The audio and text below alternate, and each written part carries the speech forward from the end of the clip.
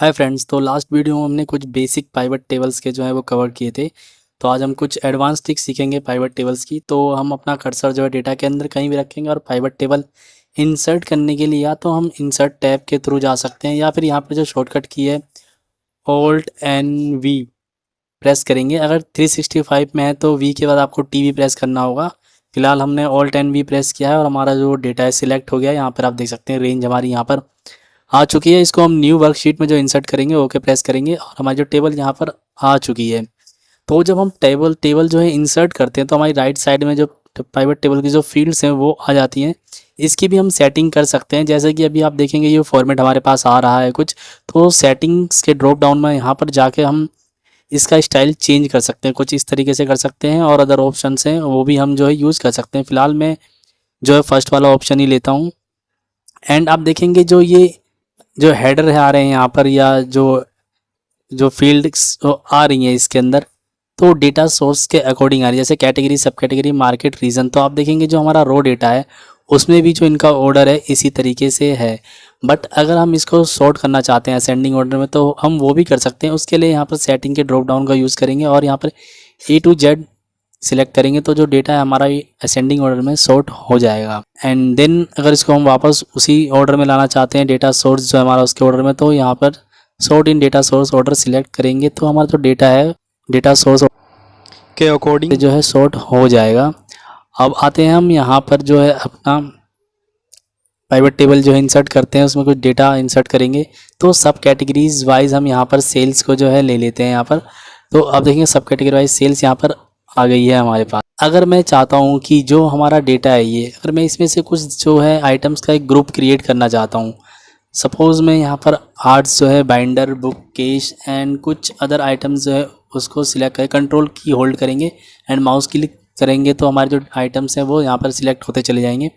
And अगर मैं इनका एक ग्रुप क्रिएट करना चाहता हूँ, जैसे कि राइट क्लिक करूँगा यहाँ पर तो हमारे पास एक ग्रुप का ऑप्शन आ जाएगा और सिलेक्ट करेंगे तो हमारा डेटा जो है ग्रुप हो चुका है। और देखेंगे यहाँ पर आप एक ग्रुप जो हमारे जितने भी आइटम हमने सिलेक्ट करे थे उनका जो यहाँ पर अलग से एक ग्रुप बन चुका है और इस तरह से हम डेटा को एनालाइज भी कर सकते हैं।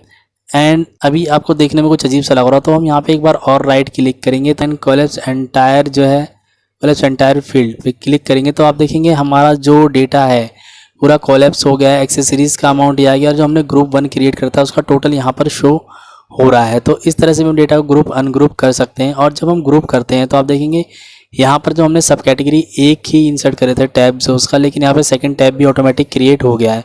अगर हम इस ग्रुप को हटाना चाहते हैं तो या तो हम राइट क्लिक करके अनग्रुप कर देंगे या फिर जो हमारी सब कैटेगरी का जो ग्रुप एक अलग से क्रिएट हो गया इसको ड्रैग करके आउट कर देंगे तो हमारा डेटा प्रीवियस फॉर्म में आ जाएगा। इसी तरीके से हम डेट्स को भी ग्रुप कर सकते हैं। अगर मैं यहाँ पर ले लेता हूँ ऑर्डर डेट, जैसे ऑर्डर डेट है अगर मैं उसको रो में ले लेता हूँ यहाँ पे इंसर्ट करेंगे तो आप देखेंगे यहाँ पर जो है आइटम कुछ इस तरीके से आ गया है। फिलहाल मैं सब कैटेगरी को यहाँ से आउट कर देता हूँ, ठीक है। तो आप देखेंगे जो डेट वाइज हमारा डेटा यहाँ पर आ गया है और जो इसकी सेल्स भी यहाँ पर हमें शो हो रही है।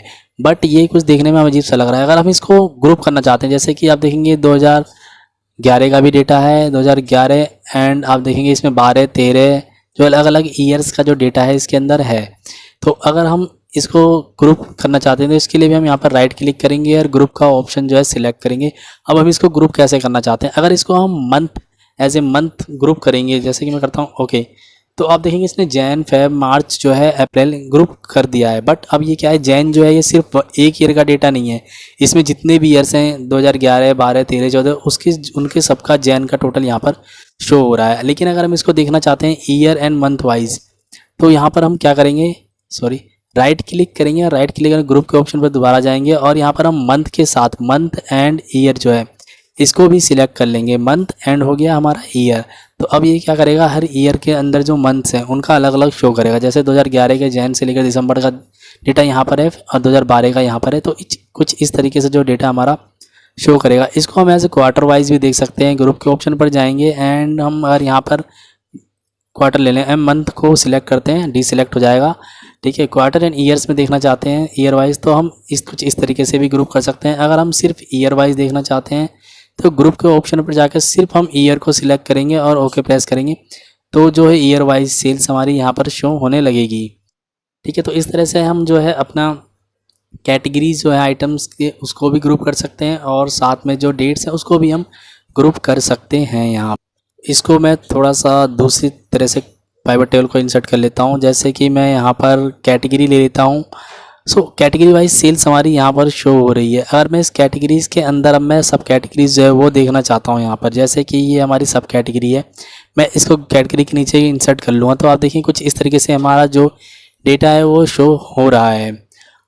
अब हम चाहते हैं कि जैसे ये जो हमारा कैटेगरी है एक कॉलम में दिखे और उसके आगे दूसरे कॉलम में जो सब कैटेगरी के आइटम दिखे और सेल्स जो है यहाँ पर 3 कॉलम जो है क्रिएट हो जाए, मतलब 3 कॉलम में डेटा हमारा दिखे, इस तरीके से नहीं दिखे। तो इसके लिए हम यहाँ पर राइट क्लिक करके ऑप्शन जो है आप देखेंगे पाइवट टेबल ऑप्शन यहाँ पर आ रहा है, इसमें भी जाके इसको सही कर सकते हैं। या फिर जो हमारा एनालाइज जो टैब है पाइवट टेबल के अंदर उस पर जाएंगे, ऑप्शन यहाँ पर भी मिलेगा आपको, इस पर क्लिक करेंगे तो हमारे पास ये जो पॉपअप है वो आ जाएगा। एंड यहाँ पर आप देखेंगे डिस्प्ले का ऑप्शन आ रहा होगा। डिस्प्ले के ऑप्शन में आप जो क्लासिक पाइवट जब सिलेक्ट कर लेंगे और ओके प्रेस करेंगे तो आप देखेंगे डेटा हमारा कुछ इस तरीके से आ जाएगा और हमें देखने में भी काफ़ी सही लग रहा है ये। एंड अब यहाँ पर मैं अगर चाहता हूँ, आप देखेंगे यहाँ पर जो ये सब टोटल जो है जो हर अलग अलग उसका जो कैटेगरी वाइज जो है और उसके अंदर सब कैटेगरी जो उनका सब टोटल यहाँ पर शो हो रहा है।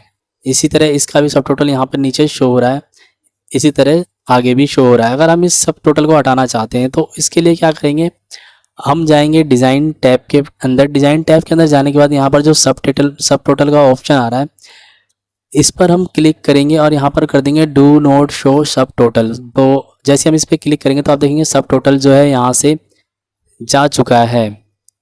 एंड अगला ऑप्शन है कि अगर हम जैसे हमने ये 2 आइटम्स का डेटा हमने यहाँ पे लिया है कैटेगरी सब कैटेगरी वाइज, और जो यहाँ पे देखेंगे आप फर्नीचर आ रहा है और इस फर्नीचर को अगर हम चाहते हैं कि यहाँ तक फिल हो जाए एंड इसकी वैल्यू जो यहाँ तक फिल हो जाए, तो ये जो लेवल्स हैं मतलब हम रिपीट करना चाहते हैं जहाँ तक भी ब्लैंक है और जहाँ तक भी सिर्फ उनका जो एरिया है वहाँ तक।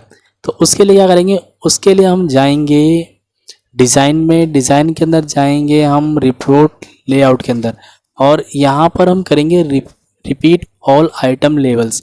जब जैसे हम इस पर क्लिक करेंगे तो आप देखेंगे जितने भी ये जो लेवल्स हैं ये फिल हो चुके हैं।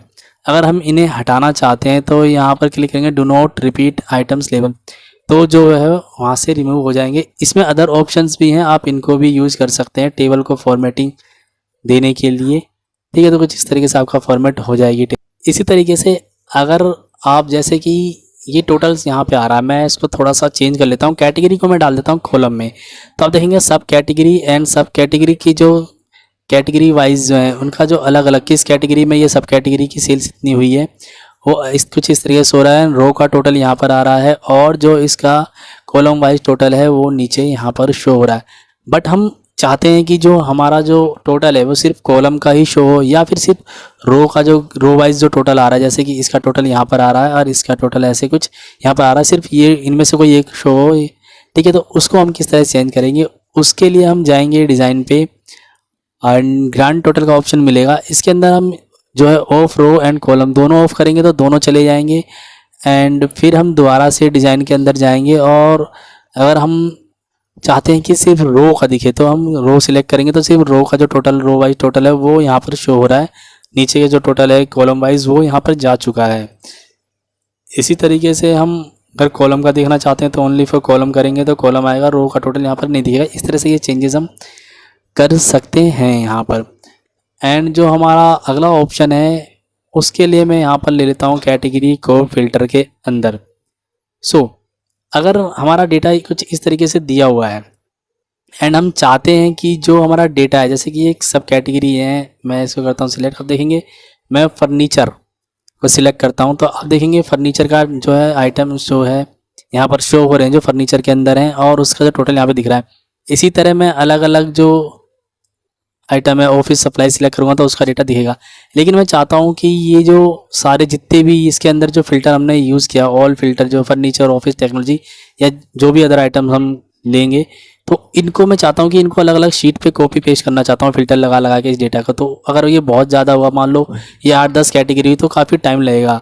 तो उसको अगर हम एक बार में करना चाहते हैं, अलग अलग शीट क्रिएट करना चाहते हैं, उसके लिए क्या करेंगे हम, उसके लिए सिंपली हम जाएंगे जो है अपना डिज़ाइन टैब के अंदर, डिज़ाइन नहीं, एनालाइज जो है, एनालाइज टैब के अंदर, एंड आप यहाँ पर ऑप्शन जो आएगा, ऑप्शन के साइड में आपको ड्रॉप डाउन का ऑप्शन मिलेगा, इस पर क्लिक करेंगे तो यहाँ पर ऑप्शन मिलेगा आपको शो रिपोर्ट फिल्टर। जैसे ही आप इस पर क्लिक करेंगे तो आपको पूछेगा कि आप किस बेस पे, मतलब कैटेगरी जो हमने फिल्टर में जो कैटेगरी डाली है उसको ही शो करेगा यहाँ पे, एंड करेंगे ओके। तो जैसे ओके प्रेस करेंगे तो आप देखेंगे अलग अलग शीट्स जो है वो क्रिएट हो चुकी हैं। आप देखेंगे ऑफिस सप्लाईज की शीट अलग से क्रिएट हो गई और उसके रिलेटेड आइटम यहाँ पर है, टेक्नोलॉजी की शीट यहाँ पर क्रिएट हो गई है, एंड फर्नीचर की यहाँ पर इसने यहाँ पर सिलेक्ट कर दी, क्रिएट कर दी है। तो इस तरह से आप जो है रिपोर्ट फिल्टर का यूज कर सकते हैं। और मल्टीपल आइटम्स होंगे तो उनके एक बार में उनसे रिलेटेड जो यहाँ पर शीट बना सकते हैं। एंड जैसे कि आपका ये डेटा यहाँ पर है और बुक केस का जो ये टोटल यहाँ पे सेल्स दिखा रहा है, आप देखना चाहते हैं कि बुक केस का जो ये टोटल दिख रहा है इसका रो डेटा क्या है, तो आप इस पर डबल क्लिक करेंगे तो आपके पास जो है डेटा वो खुल जाएगा, एक नई शीट में आ जाएगा। और जो है बुक आप देखेंगे यहाँ पे सिर्फ जो है बुक केसेस का ही डेटा है फर्नीचर के अंदर, और जो भी सेल्स हुए किस डेट पे हुई है, क्या सेल्स हुई है, वो यहाँ पर शो हो रहा है। तो इस तरह से जो है पाइवट टेबल्स के कुछ एडवांस फीचर्स जो हैं ये इनका यूज़ कर सकते हो। तो इस वीडियो में इतना ही, मिलते हैं नेक्स्ट वीडियो में, उसमें जो हम कुछ और एनालाइज जो करेंगे डेटा को एडवांस लेवल पे। तो मिलते हैं नेक्स्ट वीडियो में।